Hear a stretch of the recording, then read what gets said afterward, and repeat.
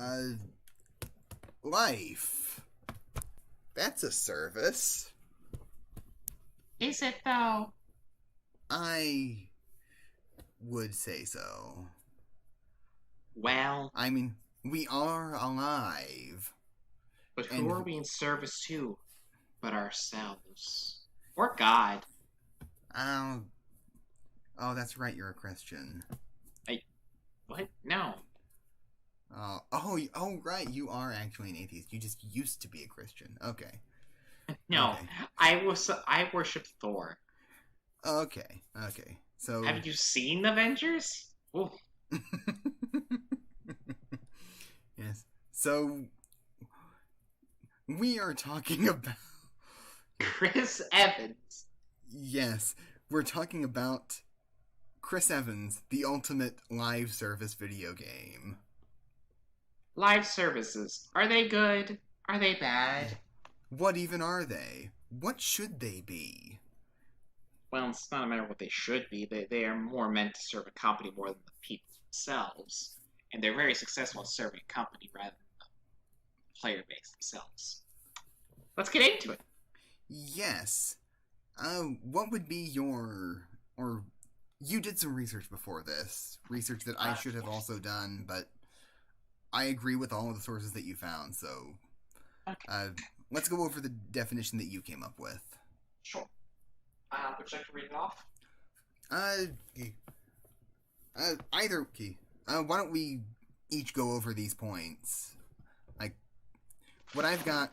why don't you read off your, longer definition?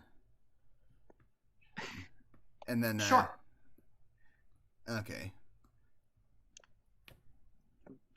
So, live services, games as service, are a monetized video game. I can't speak. Look, I've never been good at reading out loud. I'm sorry. That's why I wanted you to do it. Okay. Games as a service. Okay. Oh. No, I'll do it then. Fuck you. Go. Do Okay. it. Making me look bad from the people, even though we've said nothing. Okay. No, I wanted you to do it because it was your words. No, they weren't my words. They were Wikipedia's words. Oh. Okay, so it was your research. Okay, so according to Wikipedia, games as a service are ways to monetize video games either after their initial sale or to support a free-to-play model. Games released under the games as a service model typically receive a long or indefinite stream of monetized new content over time to encourage players to continue paying to support the game.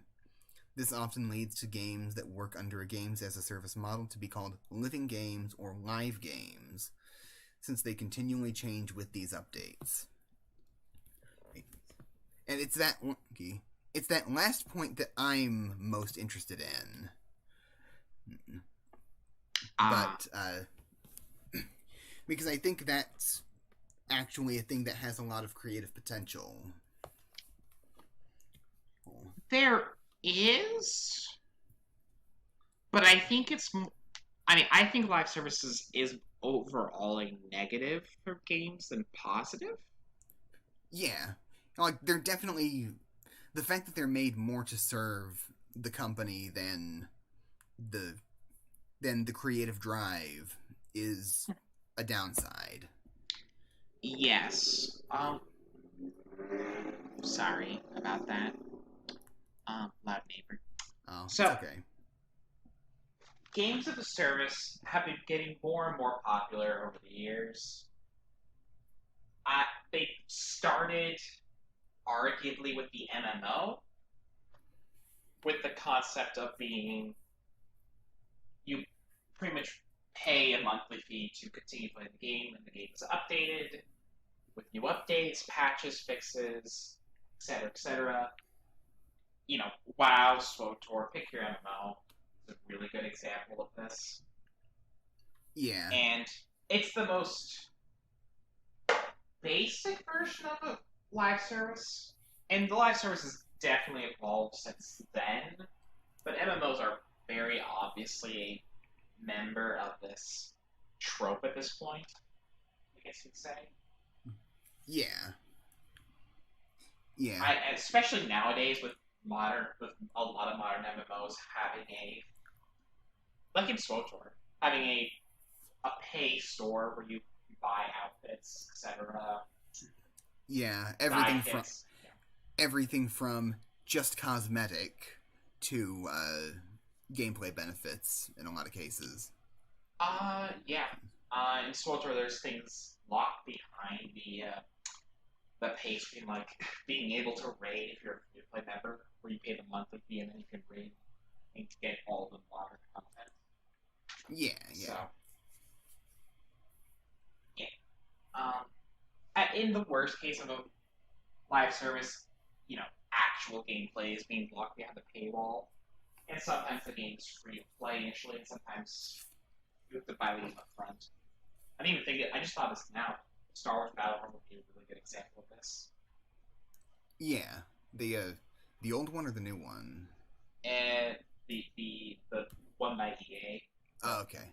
Okay, so the bad one. Gotcha. Everyone got into a big stir about the loot boxes. Yeah, I remember that. That was good or bad for games. I can't tell. I would Like say the, that was bad. yeah, no, like I don't mean like the thing that they did. I mean the trouble that they got into. Oh, I don't think games as a whole are going to be hurt by this. This is more just hurting companies that are using the obviously bad loot box system. Okay, and hurting them would obviously be better for games.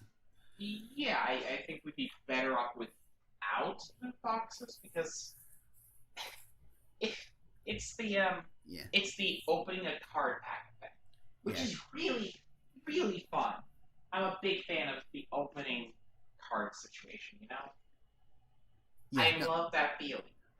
yeah. No, I do agree that loot boxes have to go. Yeah,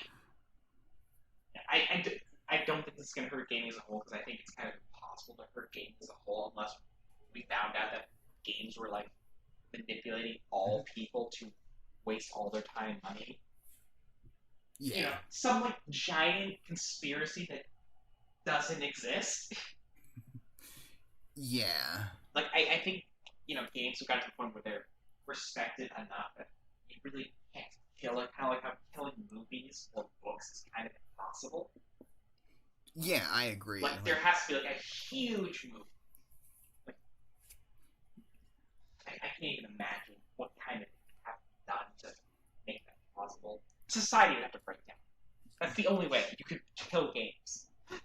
Yeah, and like games are probably yeah, yeah. Like it is like I would say nowadays most people's primary mode of entertainment, or I at least among their primary modes of entertainment.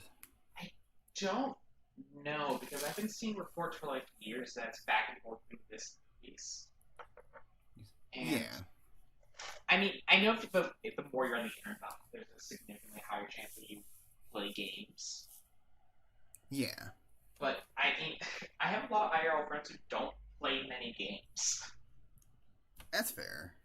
So I know that's like based on my basis and I didn't really do research on how many people actually play games and what we would actually find as playing games as a main form of entertainment. That'd be like the most time out of the. I don't know.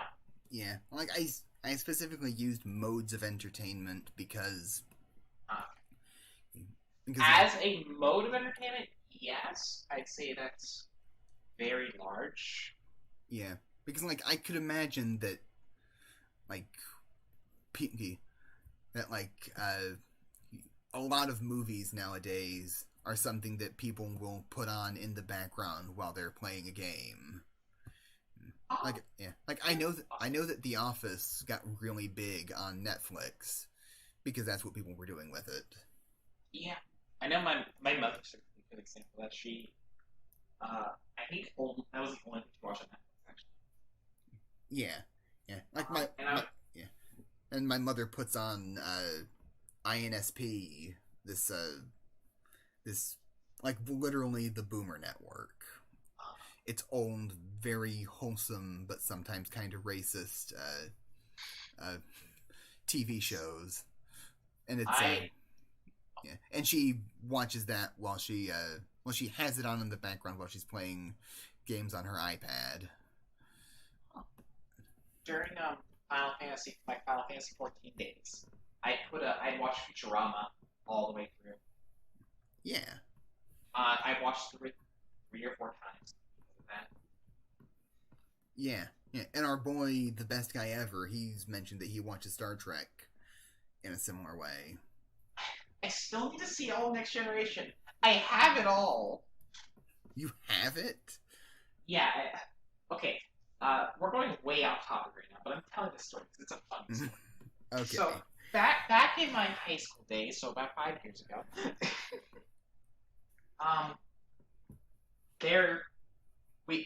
me and my friends had this. We had a good builder buy-in. Because we were dumb, we didn't have much money. We would just go there once in a while, just kind of like browse around for like looking for old games, even though there was an old game store like 20 minutes away. We were done. Yeah. We never found games. Well, we did like once. We would go every Wednesday. That was our gimmick. But one Wednesday, we went there. We went to the VHS section for some reason, and for some reason, every single episode of Next Generation was just there. Okay. So I filled up 3 grocery carts of VHSs, ran up, and do you know how much I spent on that shit? How much? $15. Dear God. So in my closet is every single episode of Next Generation on VHS. Okay.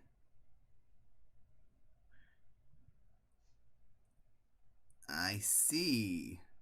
Look, it was really exciting and fun. Fuck you. No, I get it. I get it. That's happy. Either way, let's get back on topic to live services. So, yes. Live service has been a growing trend over the last decade. They have been, for example, EA, which, everyone knows is like the shitty game company. But they are they're probably the most successful game company in terms of revenue. Yeah. And they had made half their profits, I think, in the second quarter just from, like in 2019, they made like a half of it in the second quarter from just live service sales. Wow. As in, like, any purchases they made during that period of time, and according to the article, which is one of the sources I sent you, that was a 45% increase from the year before that, 2018. Wow. Which is huge. That 45% of anything is a huge increase. Yeah, so games, so live services are just going through the roof in terms of, success. They're going, obviously this is more on a more casual group of people, on the more casual gamers, the ones that play your sports games, because this is very popular with sports games. Yeah. Like, I think, if I recall, it was like FIFA was doing the best with this. So, it's, if you play shooters, like Call of Duty, it's happening there, of course. So, yeah. Like, as I've mentioned before, I'm a big Destiny boy, and that's like peak live service. Yeah, it's happening in your Destiny. It's like, a lot of shooters. Yeah, like, Destiny was built from the ground up to be this. Yeah. The trends that we're seeing, it's just more games are going this direction because they make a stupid amount of money. Yeah. Almost, Pokemon Go is Nintendo's big live service. They don't have any, but it's their big one. Yeah. Because that's bringing a ton of money. It's getting constant updates. Well, it's not really made by Nintendo. It's just... Yeah, it's made by Niantic. Yeah. Yeah, like Nintendo's kind of been dipping their foot in with a couple of examples that I feel are, like, good creative examples of live service-like mechanics. Yeah, do you want to go to the one you were going to bring up? Do you think that this is a good time to? Because I want to get through the Okay. technical definition stuff first. Okay. Sure. Hmm. I found some charts in that lots of things that's been pointing towards the growth in these trends. So it's Yeah. not going to go away. I don't think it'll ever go away because it's how almost every phone game makes all their money. Is they're all live services to a sense. They're gotcha games. They're Yeah. it's like loot boxes, all this shit that can make as much money as possible in Yeah. a fast amount of time. I mean, there's also constant updates, which is a nice thing, but Yeah. Like I see in like I just brought up the Google interest over time thing that you sent me, and that's really interesting. yeah, it was a quick search on I went through several terms to find the closest thing, and I couldn't. And that was the one that was going. But I think the term I literally used was live services. Okay. Yeah, and that's been like growing since 2004. Yeah, that was the earliest back I could go, which I think is fine enough for the proof of concept that live services are growing in popularity. Yeah, I'm really interested in seeing what the what that spike around 2010 is. Yeah, I don't know. Yeah, You gotta take Google Trends with a grain of salt. Yeah, that's true. Keep in mind though, just because it's a live service just doesn't mean microtransactions.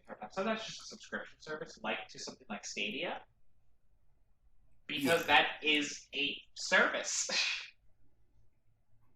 You are paying a monthly fee to get access to certain games. This is a bigger scale than a specific game, but something like Stadia, Xbox Game Pass, PS Plus, PS Now.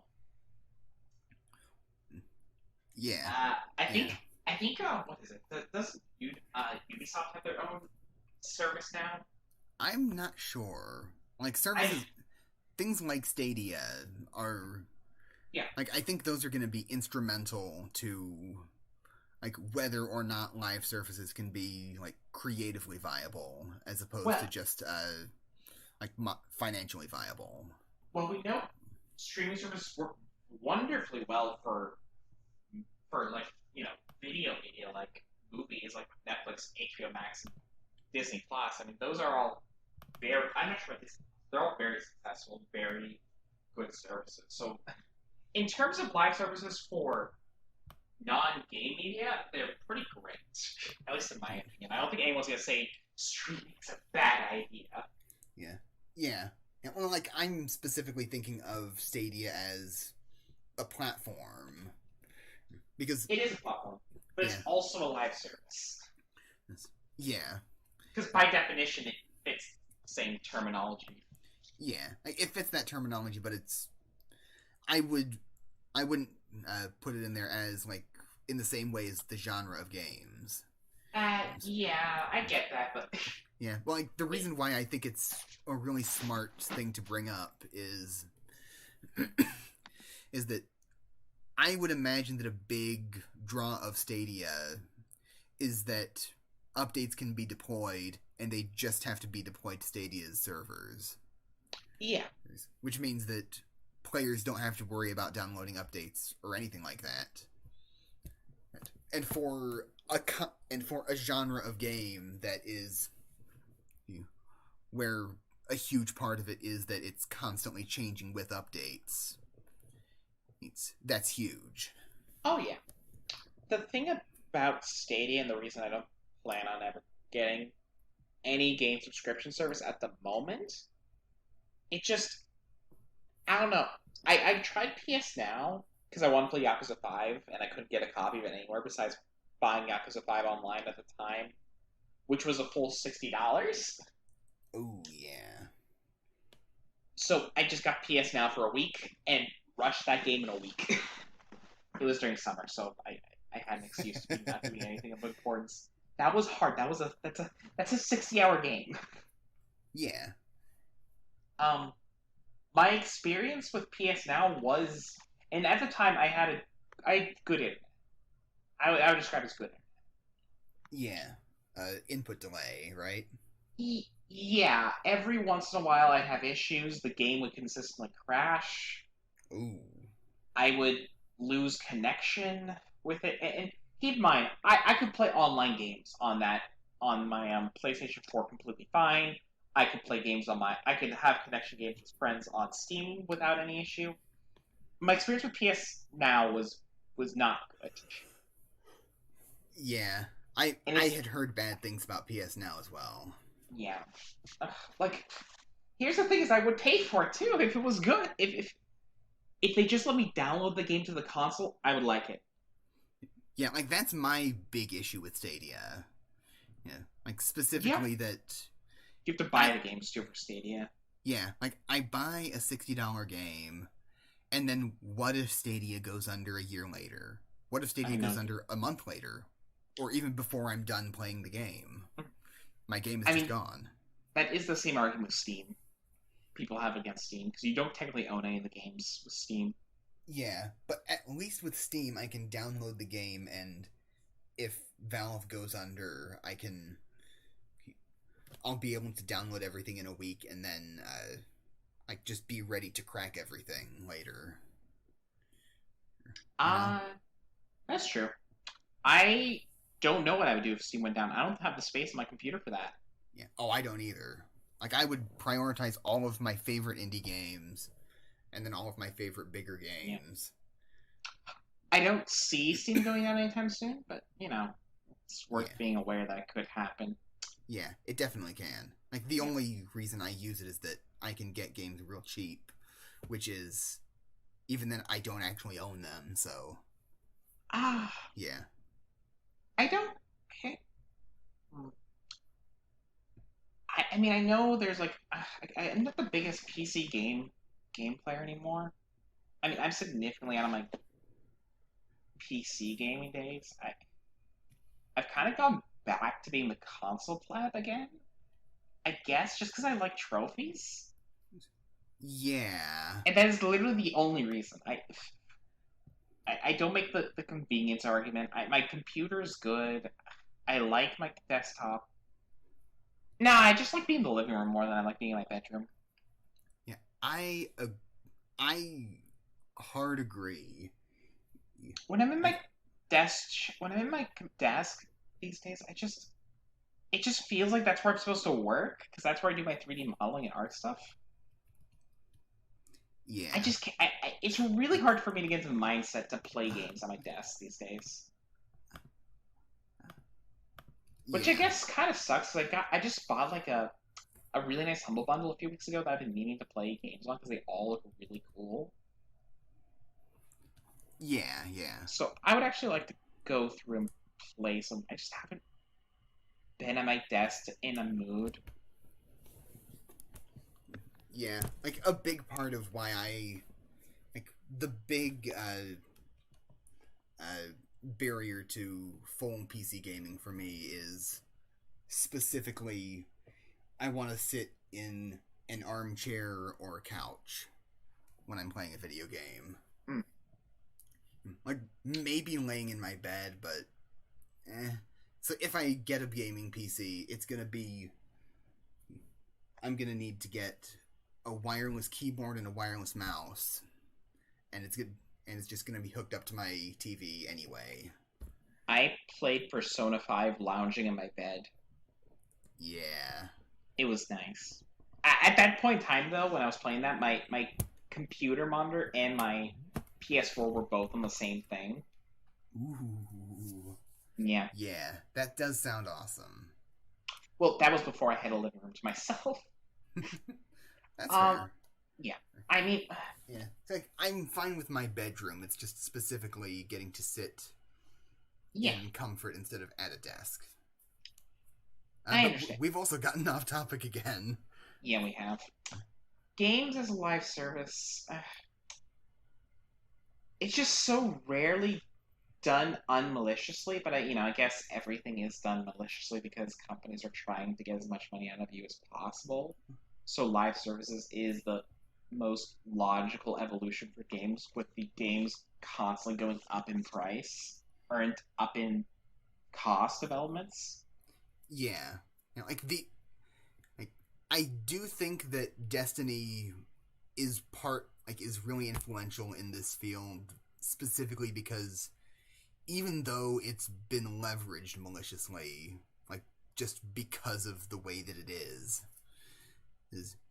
they did like the way they hyped it up, and the reason why a lot of people were so disappointed with the first game initially was that they had it hyped up such that they were going to be leveraging this live service model in a creative way. Like to what they wanted to do was they wanted to tell this long story of 10 years in real time, and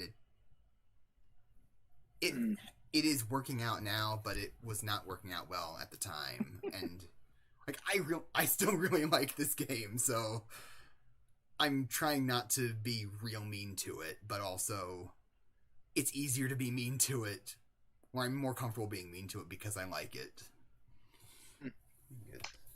I mean, if you like the game, you can like the game. Yeah, nothing wrong. Like, look. Like, I'll get into why I like it specifically Sure. as a live service later. Sure. I mean, look, I love SWTOR. Yeah. It's it's the game I put the most time into of any video game ever. Right? Yeah. This was my first MMO, my first big MMO.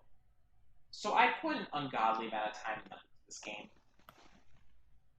And I genuinely loved, well, not every minute, but, most of it. 80% of the time I spent. I loved it. So, when I say I hate live services, I'm not immune to this. If you want to be a big guy, say I never pay for a loot box. I've never played a phone game, and watched the ads for free shit. Good on you, but I'm susceptible. I bought my fair share of loot boxes.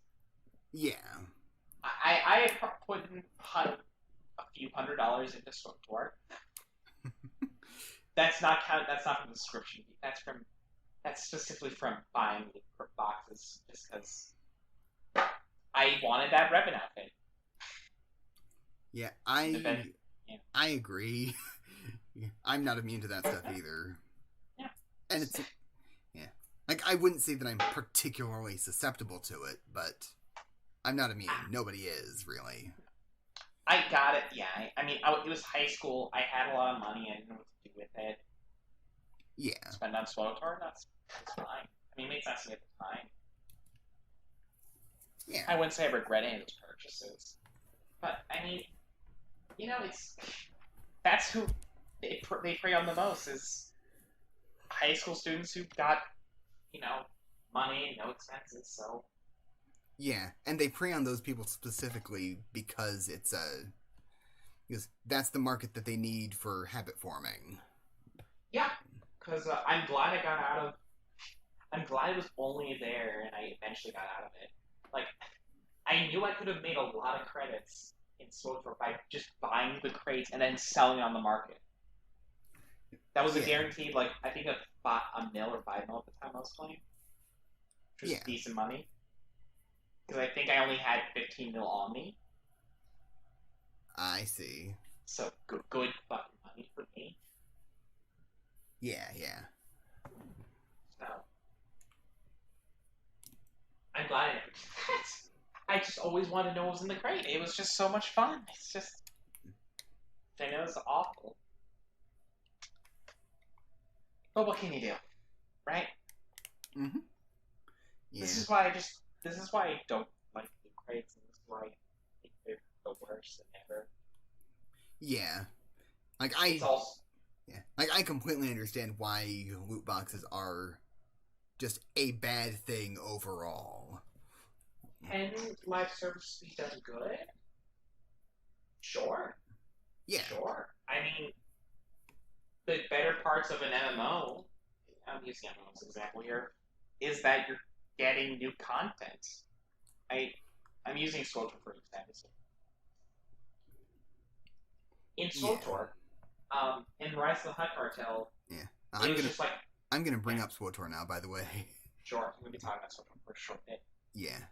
In SWTOR, you in the Rise of the Hutt Cartel, when that storyline was over, they eventually added another expansion onto it, but it didn't add any. But it was a free update. Yeah. You got it if you were, everyone got it. If you had Rise of the Hutt Cartel, you could go to a new planet, and there was 2 new raids they added for free. Mm-hmm. And that was just there because, they've been working on the game. That was one of the good parts of a live service.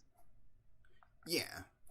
And SWTOR continued having stuff like that. I'm not sure if they still have that because I game and I played it last year, but I was just doing another Sith Warrior playthrough. It was only my 5th playthrough as Sith Warrior. Only your 5th playthrough as a Sith Warrior. Okay. Look, Sith Warrior is. I can't say it's the best storyline because the Imperial Agent storyline exists, and that's literally the best. But I'm not knocking you. I'm just knocking your. I'm knocking your usage of the phrasing. Only my 5th time. It's really good. It's honestly one of the best Star Wars campaigns ever. Okay, I understand that. I'm just saying, I wouldn't. When it comes to games, I wouldn't say only my 5th time on anything. Oh well, I mean, I've done 16 playthroughs of Dragon Age Origins, so. Yeah, only 16. Only 16. Okay. No, not 16. Okay. I've only done 1.5 playthroughs of DA2. Okay. Yeah, I'm game. But yeah, God, I love the Sith Warrior storyline. Why did SWTOR literally have some of the best storylines in Star Wars? Who knows? Every storyline in SWTOR is significantly better than the Fallen Order storyline. Even the bad ones. That includes the Jedi Counselor. The worst storyline. No. I gotta get on this tangent before we move on to something else. I know you're gonna want it. I see you, Counselor defenders. The ones that are gonna defend. Well, Bounty Hunter was first. No. The Bounty Hunter was at least funny at times. Counselor didn't have comedy. He was dumb. He had the worst companions. They all sucked. I don't give a shit you like the Reptile Guard. I hated him. He had nothing on the Sith Inquisitor, who was cool, had the best companions, had the cool storyline of dealing with, the politics of the Sith Empire. He had none of that shit. It was just, I'm a weird Jedi counselor in tune with the Force. No, it was shit. Literally garbage. At least the Bounty Hunter had the fucking Jawa with a rocket launcher. What did your guy have? Nothing. Goddamn nothing. All he had was that he could throw rocks at people, which is cool the first time you see it. You know what the Inquisitor has? He can shoot fucking lightning out of his hands. I'm sold on this. Right? Yes. Jedi Council. Worst storyline in SWTOR. By far. The Smuggler's the second worst. Don't at me. Okay. Oh yeah, we're supposed to be talking about live services. Yes. But that was a good rant. Look, I played every single class storyline in SWTOR twice, except for Counselor and Imperial Age. I know, I'm a fake fan. Oh, it's okay. Imperial Age is the best storyline, too! We'll play through it together sometime. We will. The raid in that game is legendary. Okay. I play, even though I've done, I go through the planetary quest. Sir, I go through certain planetary quests every playthrough, just because I love them that much. Okay. That's how good the raid in that game is. Yeah, no, I Yeah. I am willing to believe you enough to be looking forward to playing with you. Anyway, about SWTOR specifically as like what a live service is. Oh, yeah, it's the generic MMO description of a live service. Okay. I've kind of made all the points about SWTOR being a live service already, I think. Okay. Do you mind if I go to my game sure. that is definitely a live service that I've already talked about quite a bit? Sure. Okay. Destiny. I've made points before about this being the only shooter that I like as a shooter.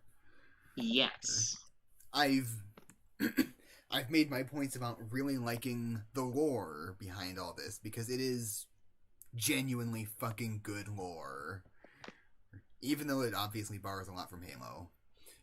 Says the Kingdom Hearts guy. Yes. No, Kingdom Hearts has much stupider lore. But anyway, as a live service, Destiny is like... I feel like it's the example that will have influenced most of them as they exist today.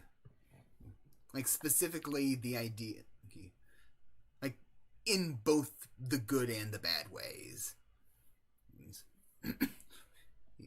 Like, what Destiny is, the main creative goal of it, that sold people on the idea of it not being a full game at launch. And make no mistake, it was not a full game at launch. Like, the beta, which was basically just a demo of the game, that was like a quarter of the whole game, like of the whole game's main storyline. So already not off to a good start. But people were down for it still. Like, the people who were still down for it at the time were down for it because what was promised was this big, long 10-year journey in which your main character continually grows and develops.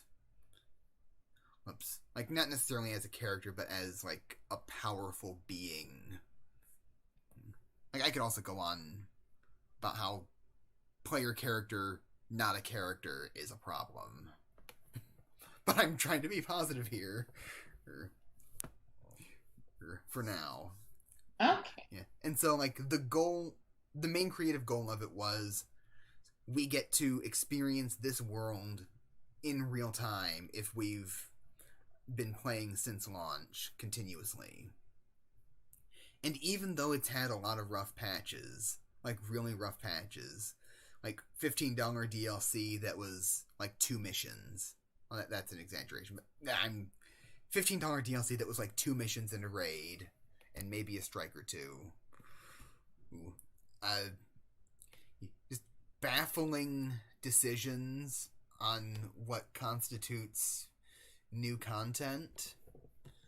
And like a couple of the levels in the second DLC of the first game were literally just you run a previous level backwards with different enemy placement. Not a good look, but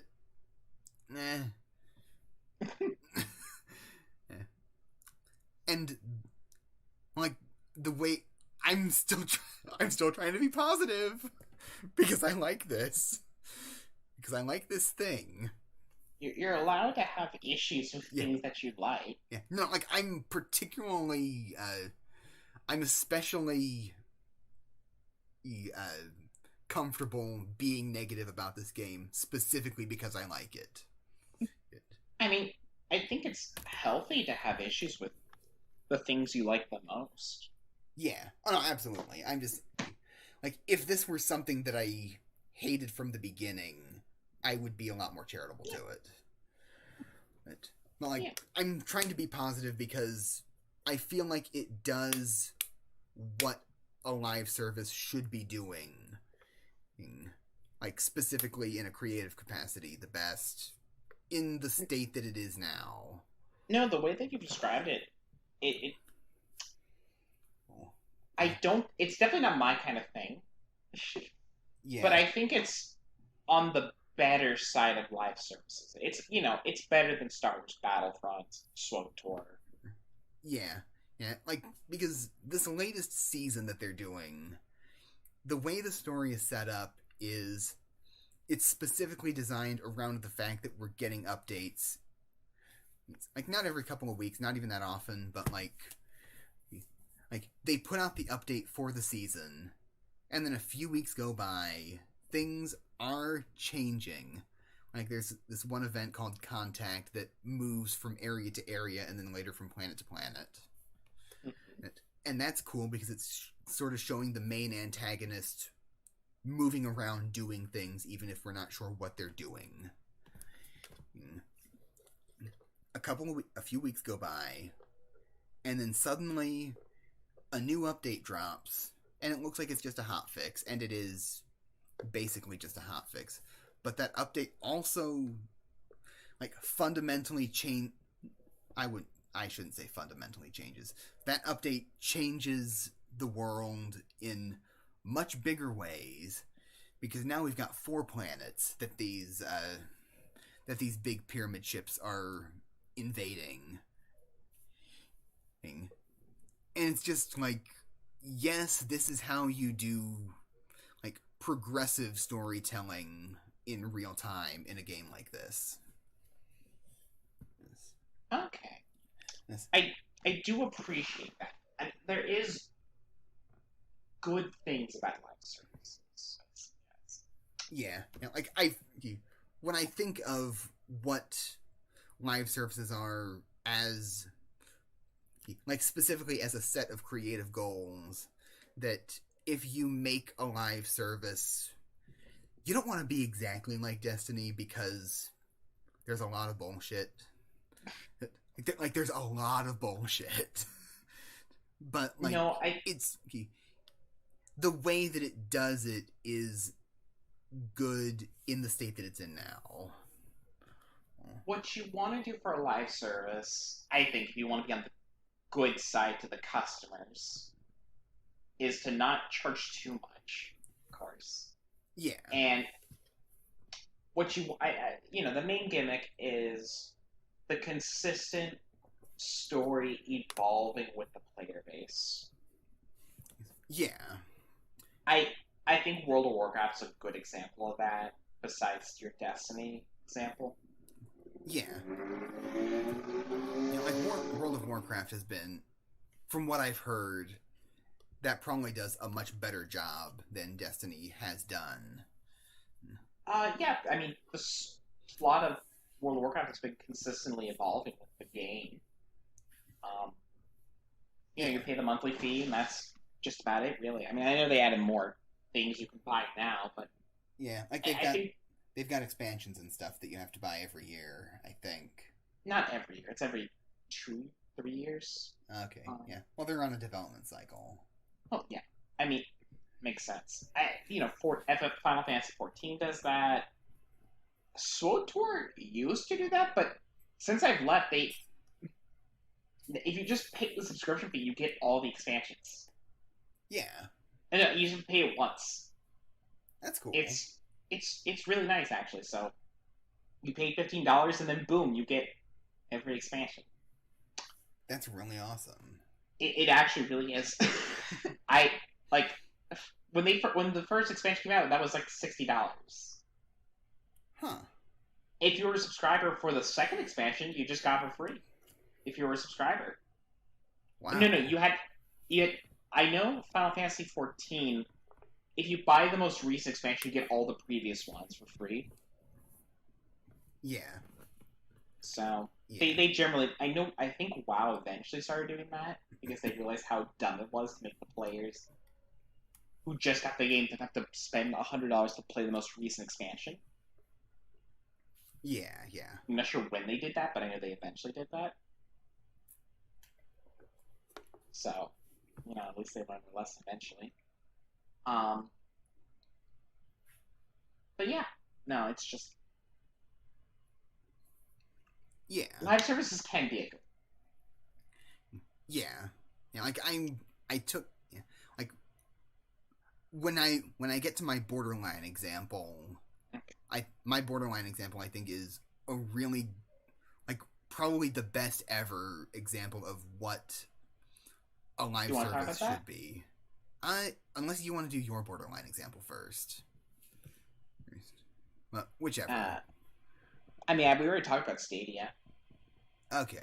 Okay. So okay, my borderline example is Animal Crossing New Horizons. This is the most unique one on this list. I know you're the one who brought it up, but Yeah. if you Yeah. Like my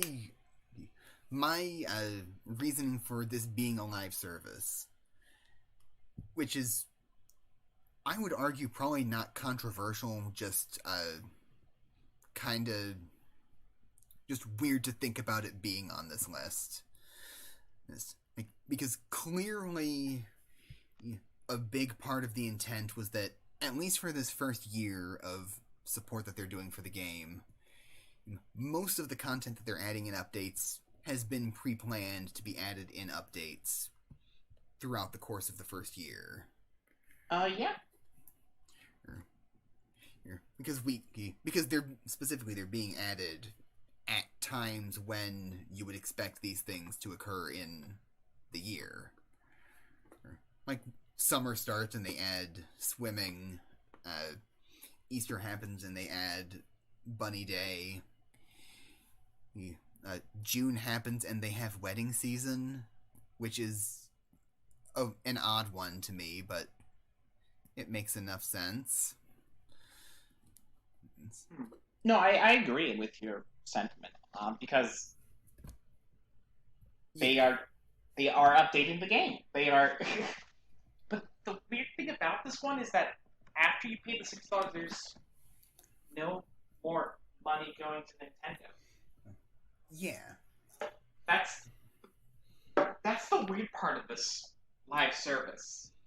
yeah. Like that's the reason why I think it's like a borderline example is that it fulfills the creative goals of a live service flawlessly without having any of the financial goals. Yeah. Like This is the yeah, strange one. yeah, like if anything, I feel like the financial goal or the way that they're trying to monetize it long term is just you have Animal Crossing, you keep showing it to your friends, and then they eventually buy Animal Crossing so that you can play together. I mean, I do need to get back to playing Animal Crossing. I have not been playing for the last few weeks. Yeah, like it's also good for this habit forming. Have you been playing with me? I have been like Okay. at least a couple of times a day to check my turnip prices. I need to get back.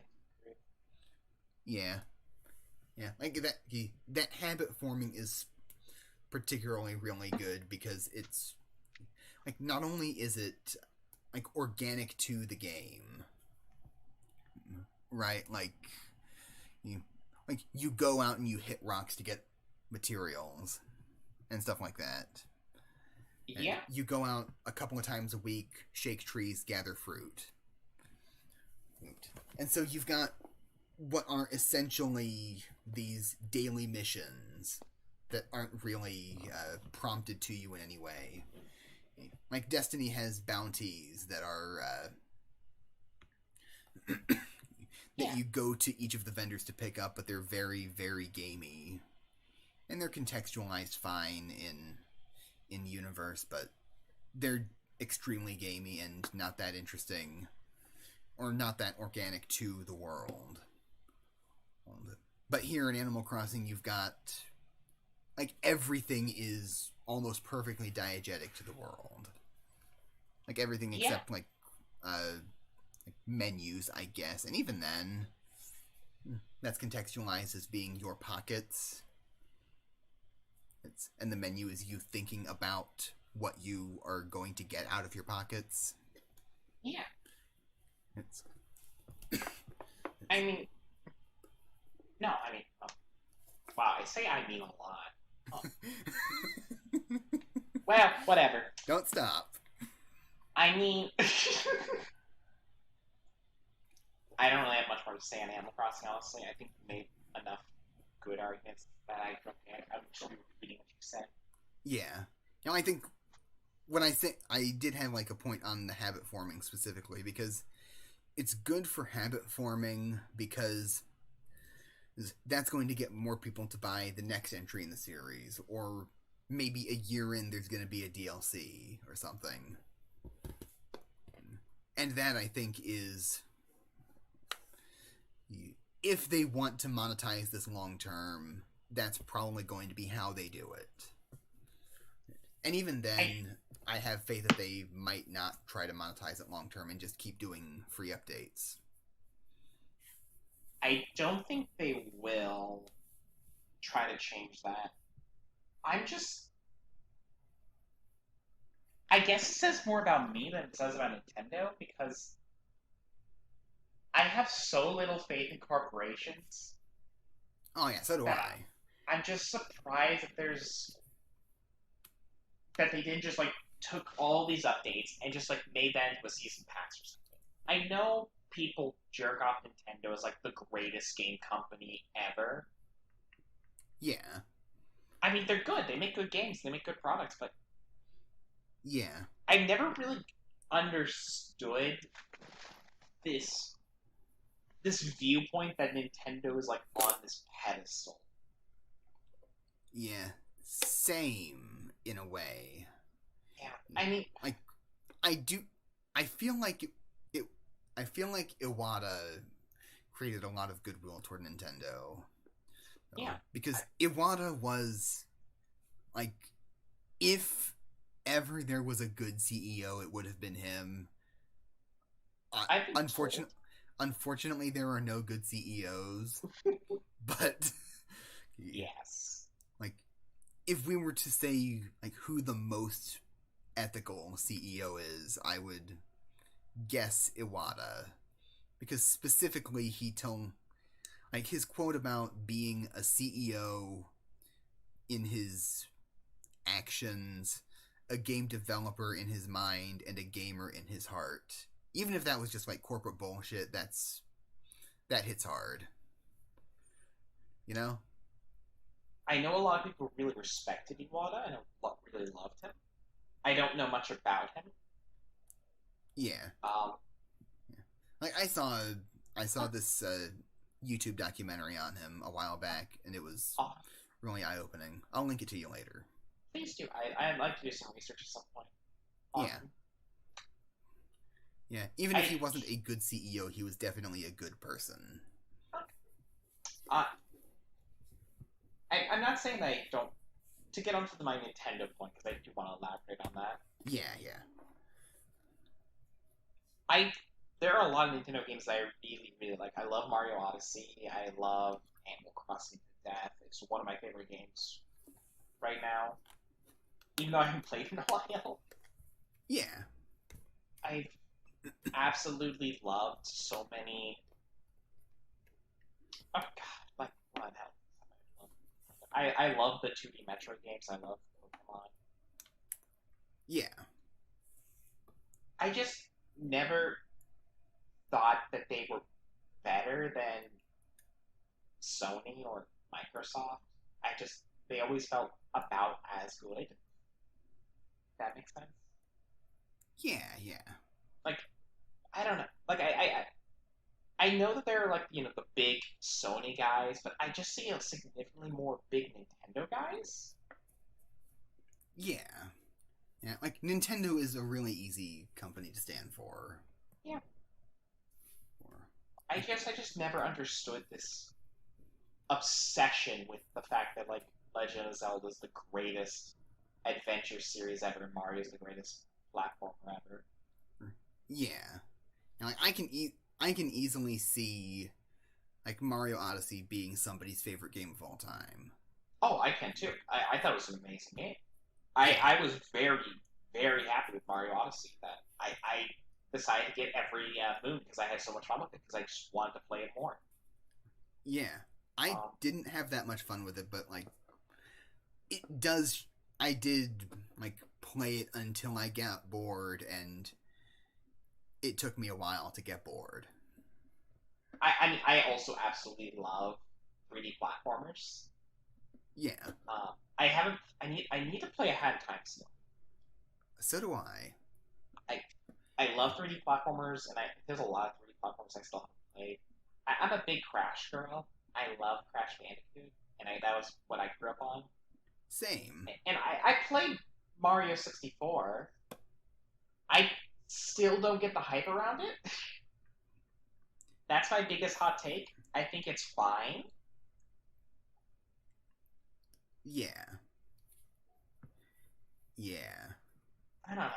I like Nintendo. I think they're good. Yeah. I'm gonna end this segment with the biggest hot take. Ocarina of Time, not that good. Yeah. Yeah, definitely not the best Zelda game. It's my least favorite Zelda game. I wouldn't go that far. To me, my least favorite Zelda game is Twilight Princess. Well, I've only played 2 Zelda games. Okay. Or 3, technically. Count me playing the 5 minutes of the original. Okay. Well... So, I'm comparing this... The only other game I played a significant amount of time that I have an opinion on is Breath of the Wild, which I thought was good. Not masterful, just good. Yeah. Yeah. I'll end the segment on an even hotter take. Sure. Twilight Princess, the worst Zelda game. Is that a hot take? A lot of people really love Twilight Princess. Oh, well, there you go. Yeah, so, yeah. Do you want to talk a little bit more about Pokemon Go? Or do you have... No. Okay. Not really. I think I've got my points set on Pokemon Go. Okay. I kind of talked about it already. Okay. What about League of Legends? Yeah. You believe we put that forgot on to there. mention. Yeah, okay. Yeah. League of Legends does a lot of the live service things. They constantly balance and update things to make sure I guess the fighters are ready and, new champions keep coming out. So we have that aspect of the live service. The player benefit. Their benefit is that the monetary value of the people consistently either buying new champion skins that they're constantly producing. At least the game's free to play, I guess. Yeah. I mean, League of Legends is kind of the by the numbers live service, Yeah. It's a free to play game with in-game purchases for our aesthetics. Yeah. I think I've just said everything I can really need to say about live service at this point, Yeah. Well, I do have one. Sure. Go. Yeah, I've got one last thing that is it's not a live service, but it has those elements, and that is Pokemon Sword and Shield. You gotta make a big argument on this one because I don't see it. Yeah, I don't think it actually is a live service. The way it uses the live area with its max raid battles, I think they're called. A lot of the end game is based around those, and I follow a little bit of the Pokemon social media, and they always make announcements when they're changing around what Pokemon are in the wild area and what areas you're going to be able to find them in, specifically for those raid battles. And so it does that pretty well.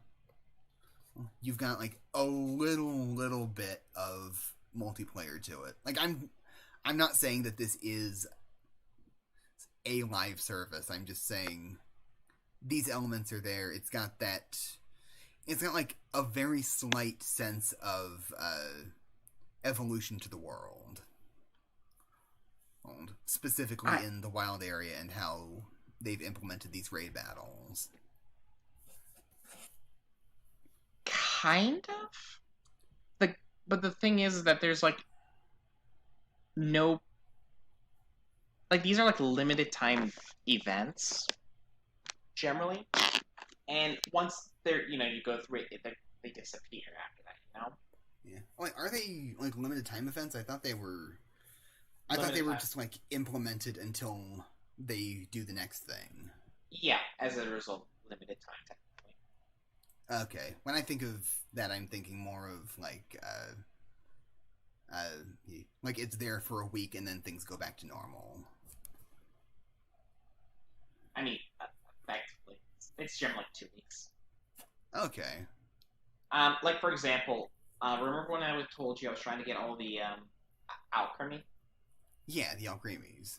Yeah, the last 14, I think I was missing. The last 7, technically, or however many I needed. The last 2 fruits only came from a raid that they did back in February. God, that's awful.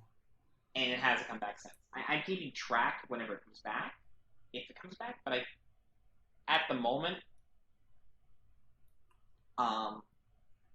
yeah, that's just how it is. If that makes sense. Okay, well then, in that case, my conception of what Sword and Shield was doing, well, like, just completely inaccurate, and so I'm retracting my statement there. Okay. We can still talk more about Sword and Shield, though, if you want. That's fine. I will save my Sword and Shield talk for when the next DLC comes out. That's a good idea.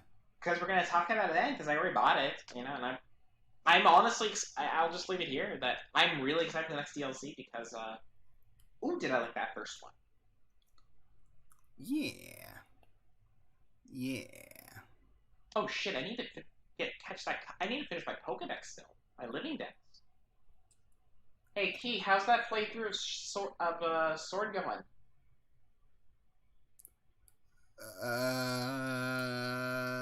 You got 2 months.